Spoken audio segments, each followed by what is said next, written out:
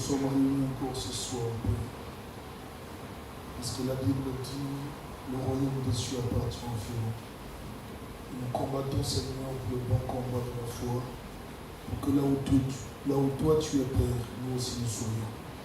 Ainsi, bénis-nous encore une fois de plus. Pardonne nos manquements et nos fautes. Viens oindre ta parole, Seigneur, que nous sois portés avec puissance et que nous puissions comprendre, Seigneur Jésus-Christ, les profondeurs de celle-ci et nous mettre en ordre, Père, afin de vivre une vie digne de l'Évangile.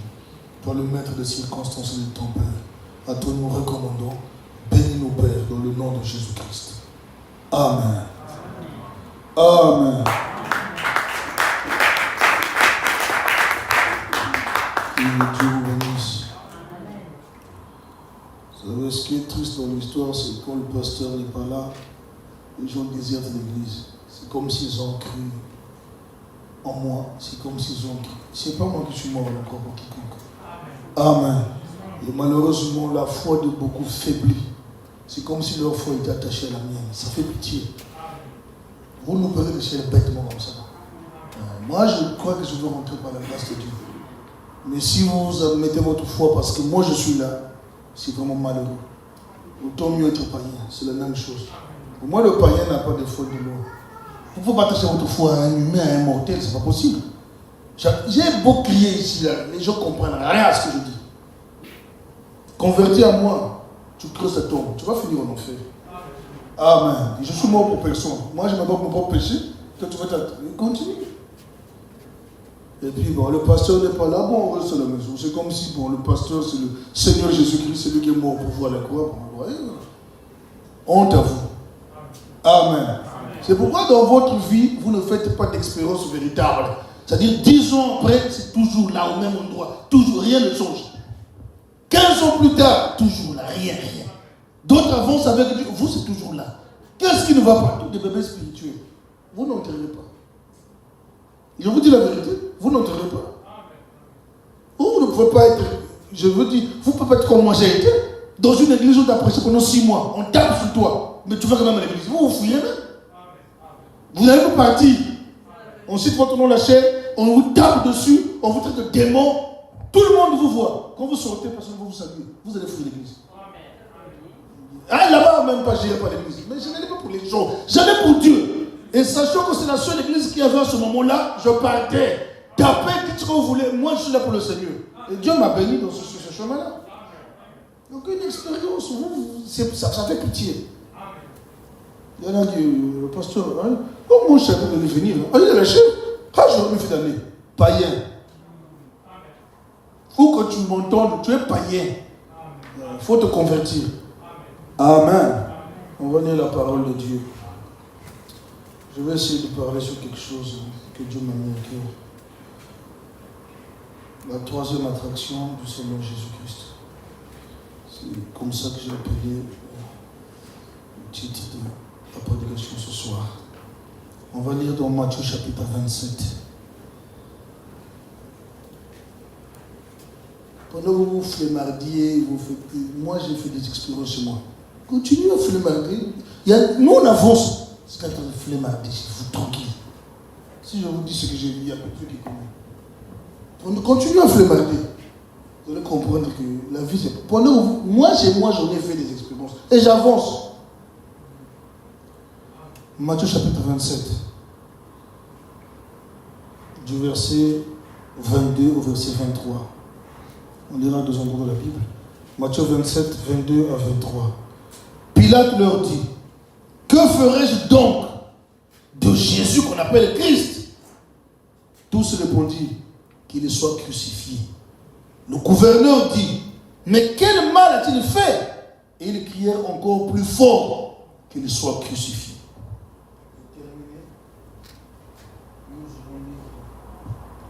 Éphésiens chapitre 4, du verset 8 au verset 9.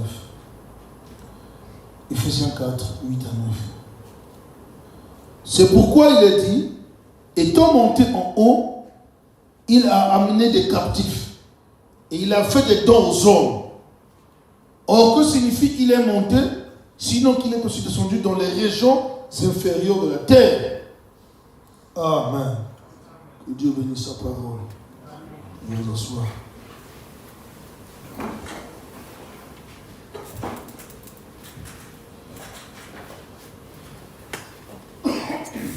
Frère Branham nous a prêché un message très puissant et vibrant, avertissement pour le jugement. Il dit, Dieu ne peut pas juger quelqu'un sans l'avoir averti. Dieu ne peut pas vous envoyer en enfer sans au préalable vous avoir montré le chemin qui peut vous mener au salut. Donc si Dieu vous emmène, si vous allez en enfer, c'est qu'au préalable vous avez vu le chemin pour aller au ciel, mais vous avez fait un choix délibéré. Amen. Vous avez choisi un chemin qui mène en enfer. Donc quand Dieu, tout sur terre, le prophète dit, on a condamné Adam. Pourquoi Adam a écouté sa femme? Pourquoi il a cessé cela? Pourquoi il a mangé ceci? Tout le monde a condamné. Mais frère Adam dit, Dieu a pris l'homme aujourd'hui et l'a mis sur la même base qu'Adam et Ève. Il lui montre la parole de Dieu et il y a le monde qui est là. Donc à vous de choisir la voie que vous voulez suivre. Tu ne peux pas venir à l'église, compensant servir Dieu, en même temps embrasser le monde. Ça ne marche pas.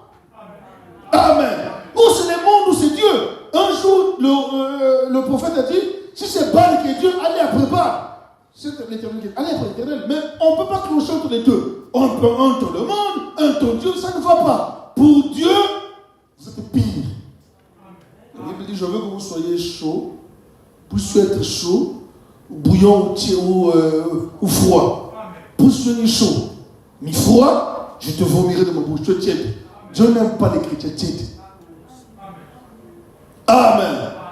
On va à l'église pour un... Voilà. C'est un rite. C'est devenu un rite. C'est pas qu'on va à l'église parce que le cœur, à l'intérieur, nous dit que nous devons prier. Non, on va à l'église parce qu'on a fait de cela une religion. On va mercredi, on va ceci, mais dans le cœur, il n'y a pas de véritable conversion. Amen. Dieu ne traite pas avec vous. Il y a quelque chose qui ne va pas. Vous voyez les prophéties qui s'accomplissent. Tout le monde. J'aurais voulu que Dieu, il y a des choses que Dieu ne veut, j'aurais voulu qu'il me montre pas certaines choses. Parce que ça me met en colère. J'aurais voulu qu'il ne me montre pas. Voilà, si je ne connais pas, je ne serai pas en colère. Quand plus qu'on connaît, et on s'énerve. Pourquoi? La Bible dit le péché irrite quiconque est en ordre avec Dieu. C'est pas correct. Amen. L'on va à l'église pour remplir juste les bons. Mais dans le cœur, on n'est pas converti. Et quand on rentre ce soir, on agit comme un païen. On ne montre rien. Il n'y a rien de chrétien, frère. Tout ce qu'on voit, c'est la religion. Mais le cœur n'est pas converti. Et les actes qu'on pose, les gens qui vous regardent posent ces questions. Est-ce que lui, il est croit? Est-ce qu'elle est chrétienne? Qu'est-ce qui ne va pas? Et tu fais des choses, tu n'as pas honte, tu regardes dans un miroir. Tu n'as pas honte. Moi, j'aurais honte. Il y a des choses, si je les fais devant le miroir, j'aurais honte. C'est-à-dire, même j'aurais honte. Non, ce n'est pas digne d'un chrétien. Un chrétien doit être fier de ce qu'il est et agir d'après la parole de Dieu. Tu n'as pas à avoir honte. Amen. C'est pourquoi il y a des gens qui prient, Dieu n'écoute pas leurs prières. Ah, Jack, ça fait 10 ans que je prie. Dieu ne m'écoute pas. Tu es un païen. Pourquoi tu voulais que je t'écoute? Amen. Le roi a dit un jour comment on appelle ça? Au prophète. À l'époque, prophète Jérémie. Ah non, pourquoi Dieu ne me parle pas? Il te parle seulement à toi. Jérémie lui a dit, toi qui te parles, mais ta vie est souillée, elle est impure, mais ta vie on ne te parlera. Pourquoi veux-tu qu'il te parle? La Bible dit, sans la sanctification, personne ne verra Dieu. Vous voulez voir Dieu, mais votre vie est sale. Et vous voyez, la saleté c'est quoi? Je ne suis pas tombé avec les femmes, je ne suis pas tombé avec les gens, mais c'est pas ça. C'est ça. Vous êtes arrêté là. C'est pas seulement ça la souillure. Tes pensées sales là, contre quelqu'un, toujours en mettant le mal, frère. Pensons des choses contre le diable, contre le pasteur, contre les dirigeants. Tu n'as pas le Saint-Esprit. Je n'ai pas envie de pointer le doigt. Je préfère rester tranquille. Parce que ça me fait démanger. C'est pas correct. Amen. La parole, la même parole que tu entends là, c'est que tu entends, la parole, c'est la même qui va te condamner. Attraction signifie poule, si vous voulez en anglais. Donc la troisième attraction, c'est la parole de Dieu. Elle parle, elle est patiente. À un moment donné, elle ne va plus vous parler, elle va vous condamner. Frère Branham dit, dans la Bible, lorsqu'on prêchait aux gens, amen, il y avait une année de jubilé. Jubilé, c'était quoi? C'était le temps où chaque esclave devait se libérer de son maître qu'il avait servi. Or, Jésus a dit, quiconque sert le péché est esclave du péché. Chacun de nous est esclave de ce qui a triomphé en lui. Soit du péché qui mène à la mort, soit de la vérité qui mène à la vie. Donc ça dépend de ce qui a triomphé en toi. Amen. Ils écoutaient la parole. Et quand le jubilé arrivait, si un esclave ne voulait pas quitter laisser les outils parce qu'il pensait que son maître le traitait bien, il ne veut pas partir. Alors, la Bible dit, on l'a amené sur le poteau du temple. Et devant des témoins, on poinçonnait son oreille. On appuyait contre un poteau et il y avait un poinçon. On trouait pour montrer devant tout le monde qu'à partir de... Voilà où ça vient. On leur mettait une boucle d'oreille pour montrer que celui qui porte une boucle d'oreille, il est esclave. Quelles que soient les trompettes qui vont sonner dorénavant, il peut plus être libre. Et quand la parole est prêchée, vous entendez, vous n'agissez pas. Un jour, frère Branham dit, elle sera entendue pour une dernière fois. Et votre cœur sera devenu insensible. Et le diable vous aura poissonné, quel que soit ce qu'on aura prêché, ou ce que Dieu aura fait, vous ne croirez plus. Vous serez religieux, mais votre âme ne sera plus jamais sauvée. À la fin de la route, vous irez en enfer. Amen. Et la Bible déclare Jésus, Pilate a posé une question. Que ferai-je de ce Jésus qu'on appelle Christ? Moi, je vais faire quoi? Vous me l'avez donné. Qu'est-ce que vous voulez que je fasse de lui? La Bible dit, ils ont crié, crucifie-le. Pourquoi devait-on le crucifier? Qu'est-ce qu'il avait fait de mal? Amen. La Bible dit Jésus est sans péché. Il n'avait aucun péché. Mais on devait le crucifier. Or, la Bible dit, maudit soit quiconque est pendu au bois. Jésus n'a pas de malédiction. Pourquoi devait-il mourir à la croix, frère? Qu'est-ce qu'il avait fait de mal? Amen. Mais la parole de Dieu déclare, comme c'était l'agneau de Dieu, lui devait mourir à la croix afin que son sang soit versé. Amen. Vous comprenez une chose, frère? Depuis l'Éden, tous ceux qui mouraient n'allaient pas au ciel. La Bible déclare, Dieu les mettait quelque part, un endroit qu'on appelait le paradis. C'est là-bas que tous partaient, mais ils montaient pas au ciel. Pourquoi? Parce que pour honte, alléluia. Oh Jésus. La vie éternelle, pour la voir dans le jardin d'Éden, lorsque Adam et Ève ont péché, la Bible dit quoi? Dieu dit pour les hommes péchés qui vivent éternellement, chassons-les du jardin pour qu'ils ne mangent pas l'arbre de la vie afin qu'ils vivent éternellement. Dieu a mis dehors Adam et Ève et il a mis à l'est du jardin des épées pour garder le pain de vie. Amen. Afin qu'ils n'y touchent pas. Mais le problème, frère, pour que ces épées puissent être baissées, ça demandait un sang pur et un sang parfait. Et frère Branham dit, Dieu a pris un agneau de substitution. La loi de la substitution. Ça préfigurait. Il a tué un agneau qu'il a... Écoutez, ça c'est le prophète qui nous révèle ça. Il dit, Dieu tue l'agneau, le sang coule. Il prend les peaux de l'agneau encore ensanglotées. Le sang frais encore, et il habille de ses peaux Adam et Ève pour les couvrir, pour dire que le péché, le châtiment qui va vous donner la paix, vous devrez mourir au principe. Mais comme je suis miséricordieux, il dit ce qui devait tomber sur vous, c'est l'agneau innocent qui a payé ça. L'agneau est mort et a versé pour vous le sang. Mais le prophète dit que c'était un sang animal. Le sang ne pouvait pas revenir sur un homme. La vie, c'était une vie animale. Il fallait une vie humaine pour revenir sur l'homme. Amen. Mais la Bible déclare, lorsque Adam a péché, le livre, que les gens pensent que c'était un livre écrit,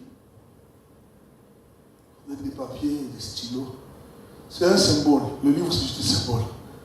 En d'autres termes, le livre, c'est-à-dire le Saint-Esprit, l'autorité qu'avait Adam sur terre, qui faisait qu'il dirige, avait dû le quitter. Et ce livre est retourné entre les mains du propriétaire originel, c'est-à-dire Dieu. Or, frère Branham dit le Saint-Esprit avait été réservé pas pour Dieu, mais pour les hommes, afin de les aider à vivre la parole et pour que la nature puisse se connecter sur eux, que Dieu habitait en eux. Alléluia. Parce qu'il est écrit, le 7e jour, Dieu se reposa. Et le prophète dit, Dieu ne se repose pas, c'est un esprit. Et il ne fatigue pas, mais c'est un symbole. Il dit, Dieu se reposa. Or, la Bible dit, quelle maison me bâtirez-vous? Dieu s'est reposé en Adam. Ce qui faisait l'autorité d'Adam, c'est parce que Dieu vivait à l'intérieur d'Adam. Amen. Et si on va plus loin, le prophète Branham déclare dans la Résurrection sous Genèse, frère Branham dit, la chose qui fait Adam a contourné la théophanie. Vous lirez la citation. Je pense que non, Adam, non, c'est pas comme ça. Frère Branham dit, si Adam avait sa théophanie, Adam ne serait pas séduit. Adam, comme toi et moi, il a contourné sa théophanie. transformé. Amen. C'est ce qui a fait que la chute est venue. Amen.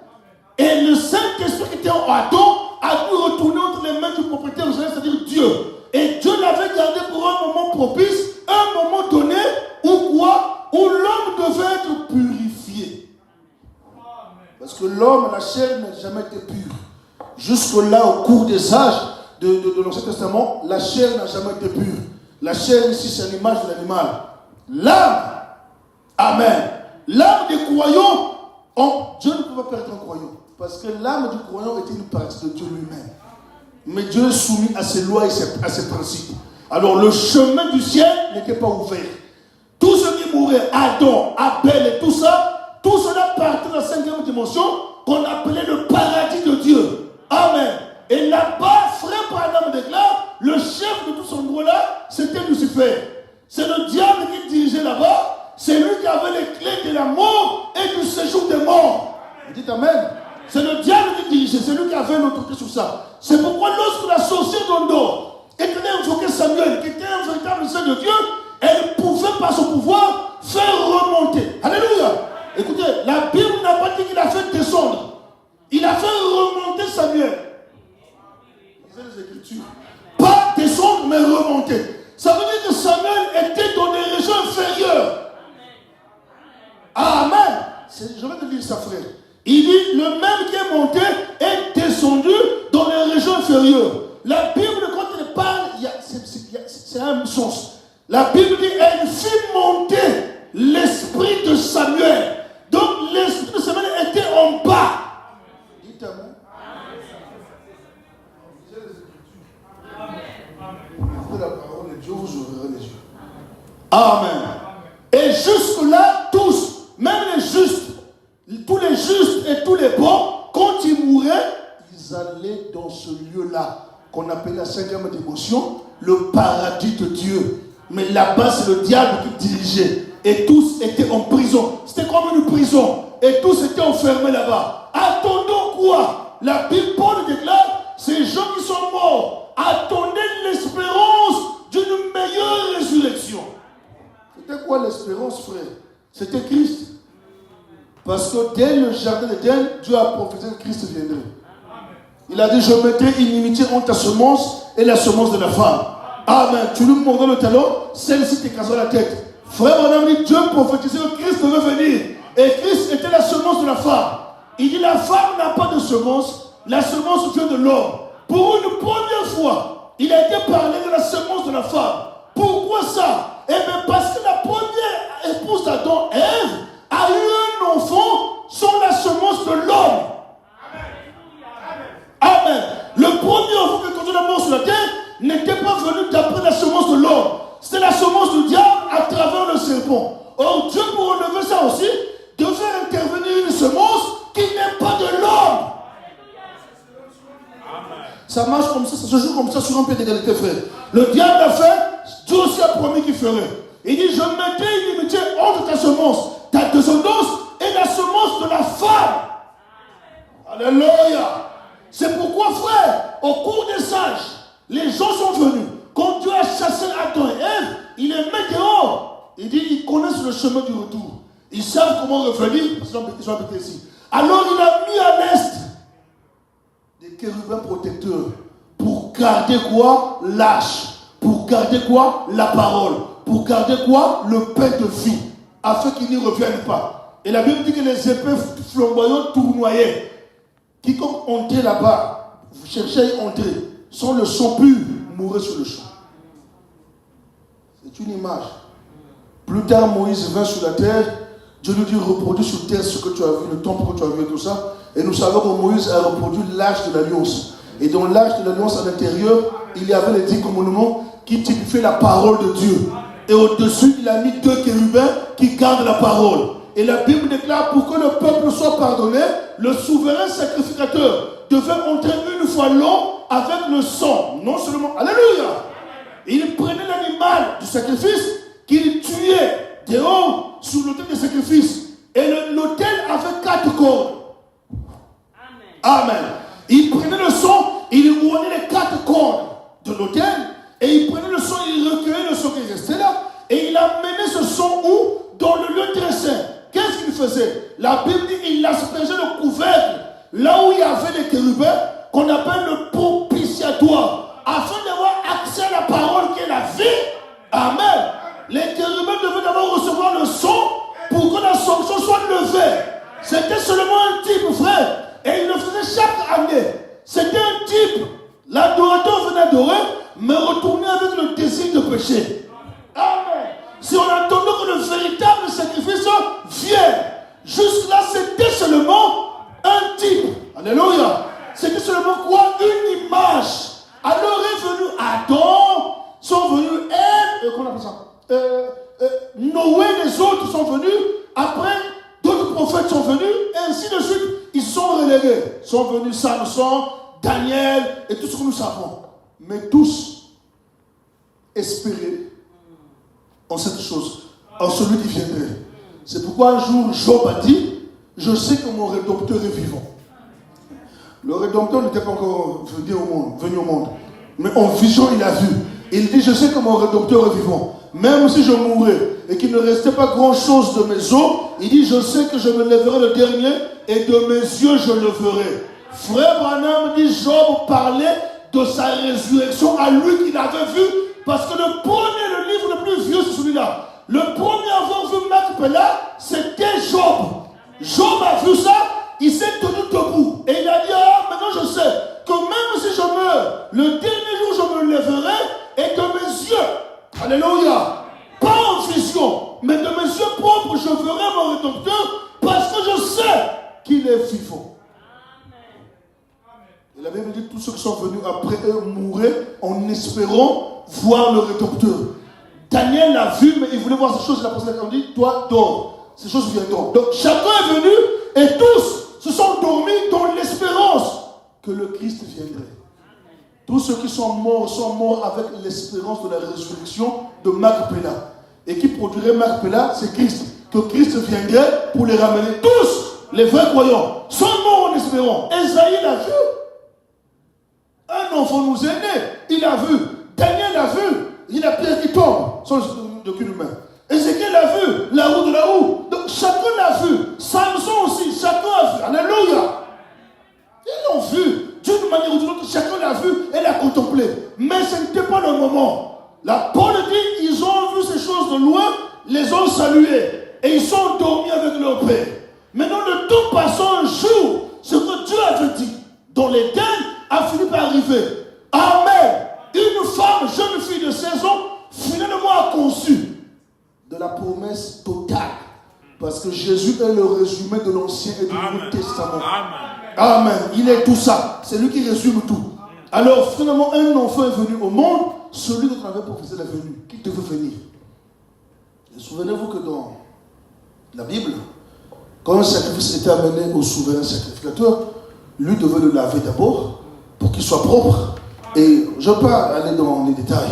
Et il devait l'amener tout ça pour qu'on le sacrifie. Et un jour, Christ est arrivé à l'âge de 30 ans, justement, aux eaux de baptême. Et il a rencontré Jean. Et frère Branham dit, Jean jouait le rôle du sacrificateur. N'oubliez pas. Oh, Dieu est merveilleux. Jean était fils de sacrificateur. Donc, dans la loi de Moïse, Jean devait reprendre le flambeau de sacrificateur de son père. Il y a le fils d'un sacrificateur qui devenait sacrificateur. Amen. Mais comme Dieu est bon, il a pris Jean, il a fait de lui prophète. Mais sachez qu'il avait en lui le manteau de sacrificateur, quoique prophète. Donc Dieu, Jésus, l'agneau de Dieu est venu auprès du sacrificateur, souverain sacrificateur, parce que son père était sacrificateur. Alléluia. Et il a pris, quand il a vu, il a compris que c'était l'agneau. Il lui a dit, c'est moi qui ai besoin d'être baptisé. Il lui a dit, laissons accomplir les Écritures. Frère Branham dit, il a compris par là que Jésus lui a dit que le sacrifice doit être lavé. Je suis le sacrifice. Il faut que je sois lavé avant d'aller, mon sang d'être répandu au propitiatoire. Il faut que je sois lavé. Alors Jean l'a baptisé, l'a lavé. Et quand il a baptisé, la nuée, la colonne de feu sur forme de colombe. Il dit, celui-ci est mon fils bien-aimé, en qui me plaît de demeurer. Et dès lors, Jean déclare au peuple, voici l'agneau de Dieu qui ôte le péché du monde entier. Maintenant, moi, je dois devenir le croître. Il dit, maintenant, vous tous là, suivez-le. Comment devait-il ôter le péché du monde entier, lui, un seul homme, qui était là-bas né à Jérusalem, en Galilée? Comment devait-il le faire? Eh bien, il y avait un moyen. Amen. Il fallait que Dieu pourvoie un moyen pour que nous aussi, qui n'étions pas à Jérusalem, recevions cette bénédiction. Vous suivez ça? Parce que quand il est venu là-bas, il dit, je suis venu vers les enfants, les premiers de la maison perdue d'Israël. Vous comprenez? C'est comme Israël seulement. Mais derrière, il y avait un but. Il fallait un moyen pour nous atteindre aussi, pour que nous aussi nous soyons pardonnés. Alléluia. Paul déclare, nous nous sommes sauvés au moyen de la foi. Ah! Amen. Quand Jésus vient, il introduit la foi. Les gens avaient la loi, mais Jésus est venu introduire la foi. C'est pour dans le livre des Actes, des apôtres. L'église là-bas a commencé, on dit beaucoup de sacrificateurs et de lévites obéissaient à la foi. Il n'est pas écrit qu'ils obéissaient à la loi. Il dit beaucoup de sacrificateurs et de lévites obéissaient à la foi. C'est quoi la foi? Amen. Il ne s'agissait plus d'aller au temple, d'aller prier, adorer le sacrifice. Il s'agit de croire au sacrifice unique et parfait Christ. Quand vous croyez, vous acceptez, Dieu vous justifie, vous êtes dans la sanctification et la circoncision n'était plus de la chair. Amen. Ça avait changé. La circoncision était du cœur maintenant. C'est pourquoi Paul dit, il n'y a plus ni juif ni grec. Parce que le juif était circoncis dans la chair et le grec n'était pas circoncis. Paul dit, il n'y a pas de grec, pas de juif. Tous ceux qui acceptent par la foi sont circoncis par le cœur. Amen. Dieu retourne sur la chair et le monde. Alors vous recevez à l'intérieur le Saint-Esprit. Alors la chair n'est plus importante. Vous me suivez, frère? Amen. Jusque-là, c'est la Bible.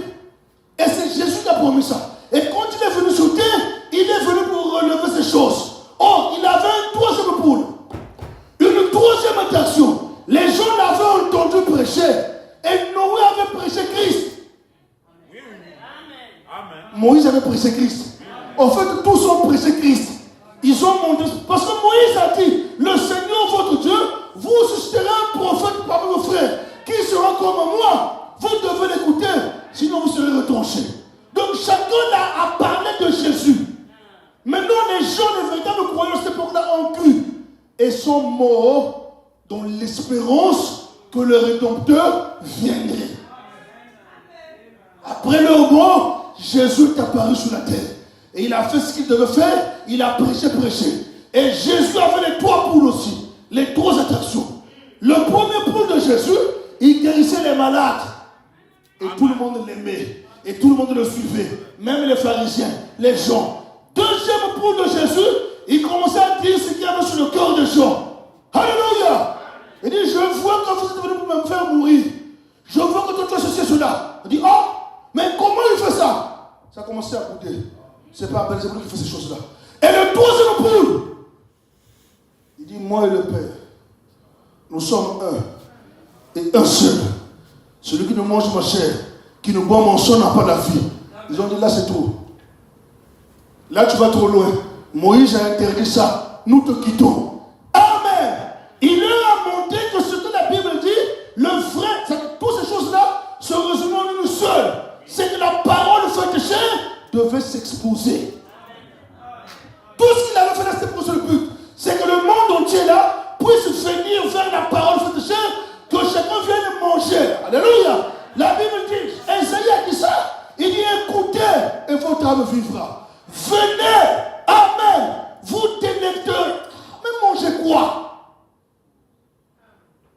Écoutez, votre âme vivra. Sans argent, sans rien payer. Mangez les mains succulents. Quelles mains succulents? Amen. Je vois, il a dit ça. Il dit, vos cuves dépendront de mou. Vous mangerez et vous vous rassasierez. Il ne s'agit pas de la nourriture naturelle.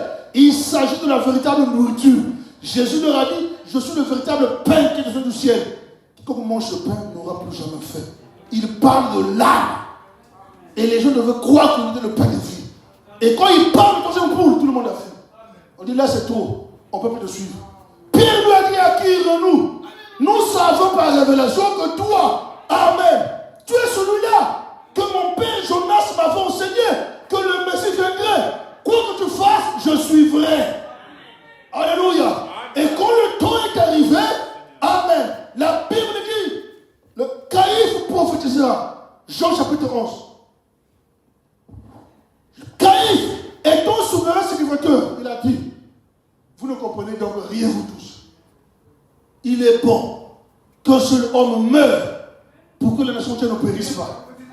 La Bible dit, étant souverain sacrificateur, cette année-là, il prophétisa. Amen, mais sans le savoir. Parce que Dieu a dit par Caïphe, cet homme-là devait mourir pour que la nation soit sauvée.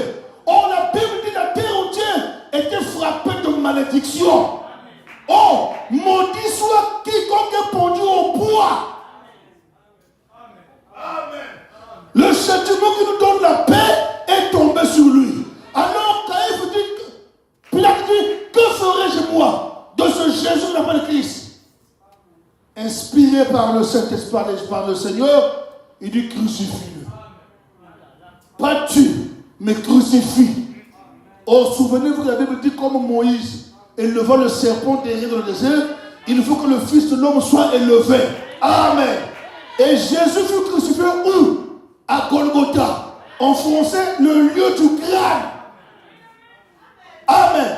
Dans la géographie, Golgotha, c'était le lieu le plus élevé qu'il y avait en Israël. Donc n'importe qui pouvait voir la croix au-dessus là-bas. Comme Moïse élevait le serpent derrière, le Fils de l'homme devait être élevé. Avec quiconque croit et regarde au calvaire. Amen. Reçoit la guérison de l'âme, de la chair aussi, parce que le serpent derrière guérissait la morsure du serpent. Pourquoi le serpent? En Éden, le péché originel a été introduit par le serpent. Il fallait que Jésus prenne la place du serpent. Il fut le serpent derrière. Pourquoi l'erreur? L'erreur, c'est le jugement. Amen. Jésus fut jugé à la croix de Golgotha. Quiconque lève les yeux, regarde par la foi et l'accepte. Amen. Reçoive le pardon de ses péchés. Et quand Jésus est arrivé à la croix de Golgotha, il y a beaucoup de choses à dire, mais on va. Jésus arrive sur la croix de Golgotha pour mourir, frère. Il observe, il regarde, et le sang coule. Il dit non, j'attends d'abord. Je dois accomplir toutes les prophéties qu'on a dit de moi. Son sang a goûté sur le sol, a sanctifié le sol. Oh, frère Branham dit, pourquoi il a sanctifié le sol? Il dit, l'homme est tiré de la terre. L'argile, Dieu a fait l'homme. Il fallait que Dieu sanctifie la terre qui avait été maudite. Il est écrit, à cause d'Adam, la terre sera maudite et produira des ronces. Or, le Dieu du ciel devait ôter la malédiction qu'il avait prononcée. Quand le sang de Christ a goûté sur la terre, la malédiction fut ôtée. Mais, alléluia, mais il fallait croire l'œuvre qui se faisait. Parce que le serpent derrière vous devez d'abord croire ce qui se fait, et la blessure est guérie, vous recevez la guérison. Vous suivez? Et quand Jésus est sur la croix, il regarde, le peuple, il dit que bon, tout est presque accompli. Alors il lève les yeux. Il dit, Père, maintenant, tout est accompli. La Bible dit, il a poussé un grand cri. Et comme Dieu est parfait, il a poussé un grand cri. Il dit, les voiles du... Donc il a poussé un cri, Amen. Il y eut l'obscurité. Et le voile du temple s'est déchiré en deux.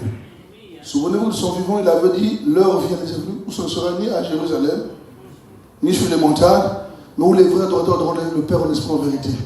Comme les gens savaient que la colonne de feu était en Israël, derrière le propitiatoire là-bas, dans le T7, il fallait qu'il leur montre que l'heure que j'avais prédit là maintenant est arrivée, où ce ne sera plus à Jérusalem seulement.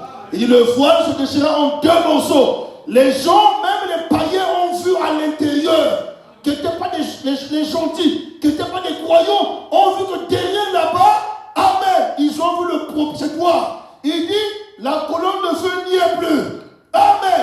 Il dit, fini les sacrifices animaux. Maintenant, il fallait regarder au véritable agneau de Dieu qui mourait à la croix de Golgotha. La preuve a été faite. Il a inauguré. Alléluia. Par la foi. Qui a inauguré ça par la foi? Le voleur à la croix. Alléluia. Il n'est pas allé offrir un sacrifice au temple, frère. Il a juste regardé Jésus. Il a dit, Maître, souviens-toi de moi quand tu seras ton royaume. Par la foi. Il fut justifié là. Il fut sauvé là. Parce que ce n'était plus maintenant par le, alléluia, par le sacrifice, c'était par un moyen de la foi. Lui en train de mourir, personne ne peut donner plus à sa place. Ni ne sa place. Il est en train de mourir. Il dit, oh, mais l'agneau est en train de mourir. Je peux inaugurer. Il dit, je crois qui tu es. Je me réponds de mes péchés et je t'accepte. Souviens-toi, Jésus lui a dit, tu as compris l'histoire, que je suis celui qui fait entrer. Il dit, aujourd'hui même, tu seras avec moi au paradis. Alléluia. Aujourd'hui, alléluia, puisque tu as cru, là tu es justifié, tu es sanctifié. Mais une chose arrive, attends. La Bible dit, il a poussé un grand cri. Et il est mort. Amen. Selon la Bible, frère, son esprit est reparti vers Dieu, le Saint-Esprit. Son corps a été mis dans la tombe, mais il reste réparti. Son âme, son essence, alléluia, son âme est descendue dans les régions inférieures. Ah, amen. Les régions inférieures, je ne sais pas comment dire ça. Les dimensions sont compliquées à expliquer. Amen. Voyez, la sixième dimension. Bon. Attendez. Avec quoi on efface l'histoire ici? Ah, ok, merci. Vous voyez que la sixième dimension n'existait pas encore. Il y avait ici, en bas, il y avait là la cinquième dimension. Amen. Dans les ondes là et tout ça, la quatrième dimension. La cinquième est en bas. Amen. Et la quatrième est dans l'espace là. Et la septième était là, en haut. Et la première, deuxième et troisième dimension, nous savons ce que c'est. La lumière, c'est le premier ciel. La lumière, la matière et le temps, c'est le premier ciel. Or ici, la cinquième dimension est divisée en trois. Là, c'est la tombe. Amen. Là, les perdus. Amen. Là, il y a les démons. Amen. Un peu plus bas, Lucifer. Bon, pas Lucifer, Satan. Amen. Donc, vous voyez que c'est comme ça se passe. Le corps de Jésus a été mis dans la tombe. Amen. Et son âme est descendue d'abord là. Amen. Et quand il est arrivé là, ici c'est divisé en deux. Il y avait la partie où ceux qui sont morts en croyant à la rédemption étaient. Amen. Qui croient à la rédemption? Les incrédules qui n'ont pas cru à Noé étaient aussi d'un côté. Amen. Les incrédules d'un côté. Et quand Jésus descend, il vient prêcher à tous. Amen. La Bible dit qu'il est descendu dans les régions inférieures. Il est venu prêcher à tous. Il a d'abord encouragé ceux qui avaient cru en lui. Il dit, vous avez cru en moi, c'est moi, le rejeton de David. C'est moi la roue de la roue. C'est moi dont on a parlé. Amen. Le rédempteur qui est venu, c'est toujours moi. Il dit, vous avez cru. Il dit, mais vous là, les incrédules, et pourtant vous avez prêché. Vous n'avez pas cru en moi. Je suis venu vous dire que ce qui avait été prêché était la vérité. Je suis leur personne. La Bible dit qu'il les a condamnés davantage. Le troisième coup de Jésus qui a commencé sur la terre, l'ouverture de la parole, est descendu jusque dans la Bible afin de condamner ceux qui étaient déjà condamnés et de relever ceux qui étaient perdus. Je veux dire, de relever ceux qui étaient morts en croyant en l'espérance de la vie. Et quand il leur parle, cela a été joyeux. Et les condamnés, il les a encore condamnés davantage. Amen. Ceux qui n'ont jamais cru qu'il viendrait. Et quand il descend plus bas ici, il dépasse les démons, il va faire quelque chose. Comme la cinquième dimension a été commandée par le diable et ses démons, c'est lui qui a fait la clé du séjour des morts et de la mort. Frère Branham dit, il lui a dit, donne-moi les clés de cet endroit ici. Moi, je veux le diriger. Amen. Amen. Vous comprenez? Amen. Frère Branham illustre, il dit, il lui a donné un coup de pied, les clés ont volé, et Jésus a pris les clés du séjour des morts, et en remontant, il a dit aux croyants qui sont morts en croyant en lui, il dit, vous tous ici. Alléluia. La chose est passée en deux temps. Vous tous ici, vous devez sortir. Amen. Non pas en esprit, mais les tombes se sont cassées. Et les corps de plusieurs saints, Ézéchiel, Daniel, Abraham, tous ceux qui sont morts en croyant à Dieu les autres, sont sortis dans leur corps glorifié. Dites Amen. Amen. C'est la parole de Dieu. Il dit sortons de la tout cela. On va sortir. On va aller parmi les vivants. Moi, j'ai une chose à faire encore. Je dois passer 40 jours avec mes disciples pour les instruire sur beaucoup de choses. Parce que le temps va venir. Amen. Pourquoi devait-il passer 40 jours avec eux? Parce que Joël et 2 devaient s'accomplir. Amen. Amen. Amen. Amen. La Pentecôte signifie 50. C'est le Saint-Esprit.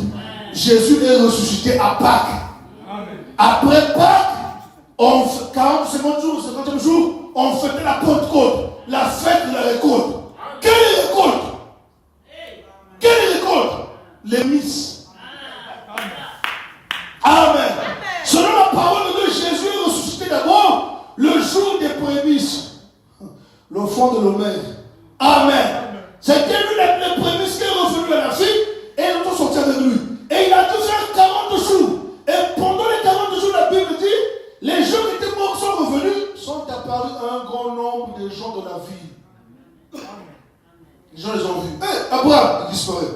Sarah, il disparaît. Et Jésus a parlé avec les disciples. Il leur a parlé, il leur a montré ce qu'ils devaient faire et tout et tout. C'est clair? Amen.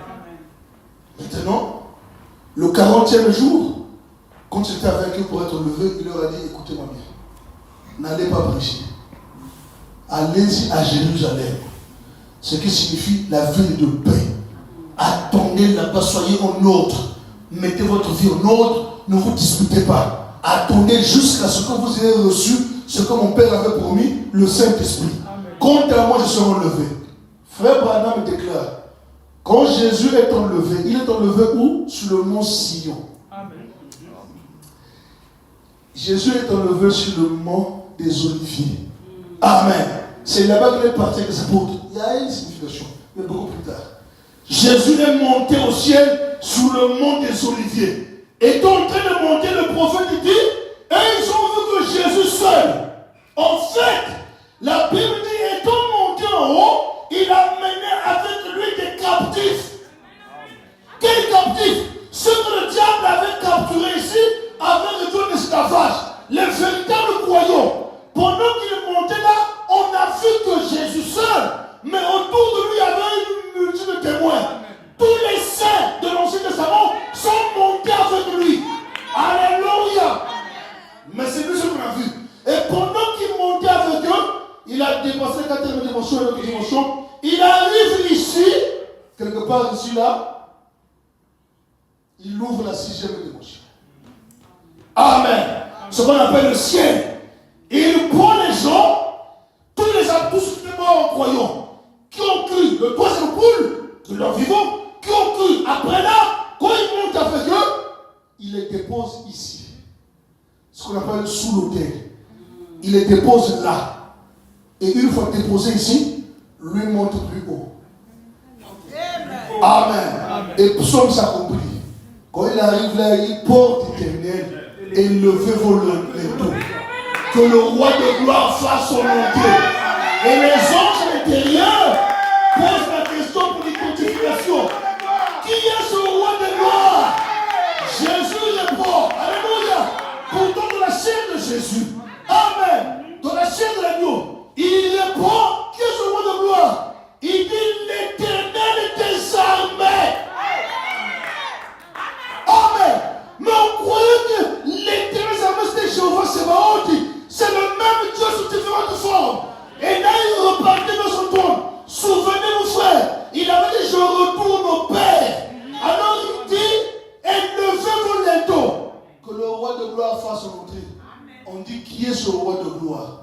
L'Éternel des armées, le puissant combat. Et les portes sont ouvertes. Et Jésus est entré. Et la Bible dit là-dedans, ici, il s'est assis sur le trône de son Père. Amen. Il n'est pas assis sur son propre trône. Il est assis sur le trône du Père. C'est clair. Or, la Bible dit, David aurait un descendant qui aura toujours son trône. Amen. Il n'est pas son trône, il est sur le trône du Père. Mais lui, son trône, c'est où? Alléluia. Il a un trône comme de l'homme, c'est vrai. Mais il a un trône physique aussi. Vous comprenez ça? Oh, le trône, il dit, c'est le fils de David. Oh, où est la fille de David? Où est la fille de David? À Jérusalem. C'est pourquoi le millénaire obligatoirement devrait être à Jérusalem, parce que Jésus doit avoir le trône de David, son père, et il doit y régner pendant 1000 ans.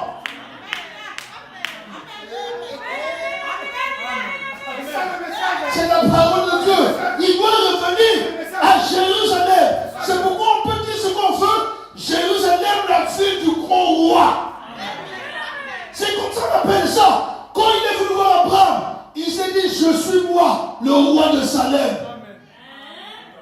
Le roi de Jérusalem. Et plus tard, il est un fils, le prince de la paix. Donc ce type doit avoir un trône de Jésus. Et le trône doit être à Jérusalem. Amen. C'est pourquoi la montagne qui sort, la Bible dit, la montagne des Oliviers se fondera en deux. Se divisera en deux. Et de là sortira une montagne pyramidale pour former la cathédrale. Et au sommet, il y aura le trône. C'est à Jérusalem. Et c'est Jésus qui sera assis au sommet, sur le trône de David et son père. Et il régnera avec nous pendant 1000 ans. Vous comprenez? Donc la troisième attraction, ou le troisième point de Jésus, c'était pour sauver les gens qui avaient cru déjà. Et pour condamner ceux qui n'avaient pas cru. Et frère Branham dit le message de l'heure d'aujourd'hui, l'histoire se répète. Ce même message. Vous savez que la colonne de feu, Amen, qui est descendue là-bas en Israël, je veux dire en Égypte. Amen. La colonne de feu qui éclairait Goshen, c'est la même que les ténèbres. Amen. C'est pas la même. D'un côté noir, ténèbres, l'autre côté lumière. Le même message que prêché est source de salut pour les uns et source de perdition pour les autres. Ça dépend de quel côté tu te trouves. Amen. Et les vrais chrétiens sont à Goshen. Pendant que les gens voient l'obscurité, nous voyons la lumière. Alléluia. Quand je ferai le son, je passerai par-dessus vous. Le sang, alléluia, qui a coulé à Golgotha. Frère Branham dit, le sang n'est plus physique. C'est un symbole. Le sang aujourd'hui, c'est le message de l'heure. Et la Bible dit, toute vie est dans le sang. Or, dans le sang, le message, il y a la vie. Or, le sang suit la vie. Alléluia. La vie suit le sang. Donc, si le message et le sang, c'est la vérité, alors la vie, qui est l'esprit de vie, le Saint-Esprit suit le message. Et quand vous acceptez le message de tout votre cœur, frère Branham dit, vous recevez une transfusion sanguine. Vous devenez une partie de la parole. Et la vie de Dieu qui fait vivre la parole vient entrer en vous pour faire vivre la portion que vous avez absorbée. Amen. Et si nous avons accepté le message de nos frères, la vie, qui est le Saint-Esprit véritable, doit entrer en nous pour nous faire vivre la parole. Que Dieu vous bénisse.